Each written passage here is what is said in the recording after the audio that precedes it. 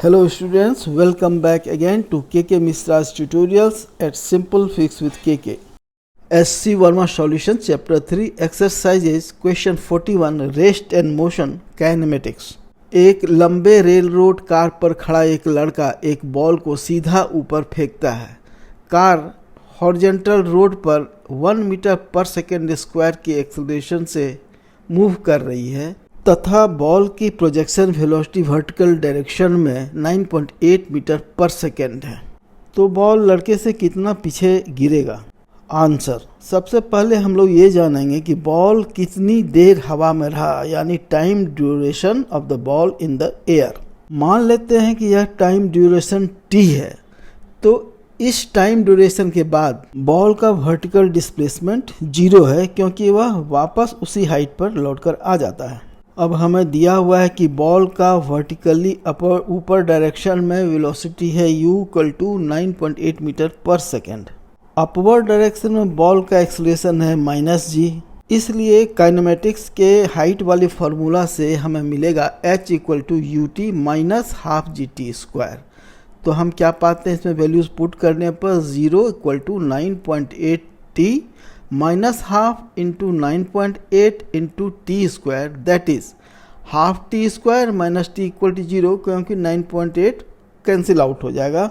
That is equal to t² - 2t = 0, that is t under bracket t - 2 = 0। तो either t = 0 और t - 2 = 0। तो इससे हमें t का दो वैल्यू मिलता है, एक t = 0 और दूसरा t = 2 सेकेंड। ये दोनों टाइम उन दोनों इंस्टेंट को रिप्रेजेंट करते हैं जबकि बॉल का वर्टिकल डिस्प्लेसमेंट 0 है। पहला t = 0 जबकि बॉल को जस्ट प्रोजेक्ट किया जा रहा है, और दूसरा t = 2 सेकेंड जबकि वापस बॉल लौटकर इनिशियल हाइट पर आ जाता है।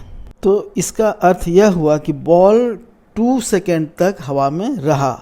अब हमें यह पता करना है कि इन 2 सेकेंड में लड़का जो कि एक्सेलरेटेड कार पर खड़ा है बॉल से कितना आगे निकल जाएगा। क्योंकि बॉल वर्टिकली स्ट्रेट ऊपर के डायरेक्शन में फेंका गया है, उस समय इसकी हॉरिजॉन्टल वेलोसिटी भी वही होगी जो कि बॉय की थी अथवा कार की थी। इस प्रकार at the instant of projection दोनों ही रेल रोड कार और बॉल दोनों ही एक दूसरे के रिस्पेक्ट में रेस्ट में थे। अब हॉरिजॉन्टल डायरेक्शन में बॉल और कार की हम लोग मूवमेंट को कंसीडर करते हैं तो पाते हैं कि हॉरिजॉन्टल डायरेक्शन में बॉल का कोई एक्सेलरेशन नहीं है, जबकि कार का एक्सेलरेशन हमें दिया हुआ है। अतः बॉल के फ्रेम से हम लोग देखें तो कार बॉल से दिए हुए acceleration 1 metre per second square से बॉल से दूर जा रही है। अतः 2 सेकेंड के बाद बॉल और लड़के के बीच की दूरी को पता करने के लिए हमें यह पता करना होगा कि इन 2 सेकेंड में रेल रोड कार कितना दूर ट्रेवल किया। अब बॉल के फ्रेम से रेल रोड कार के एक्सेलरेटेड मोशन का हमें ये डाटा मिलता है। Initial velocity u = 0, acceleration of the car a = 1 metre per second square, time duration t = 2 second. तो displacement x = ut + half at² से हमें मिलेगा इक्वल टू 0 + हाफ × 1 × 2² = 2 मीटर। तो इसका अर्थ यह है कि बॉल जब वापस रेल रोड कार पर गिरेगा तो यह लड़के से 2 मीटर पीछे गिरेगा। यही हमारा आंसर है।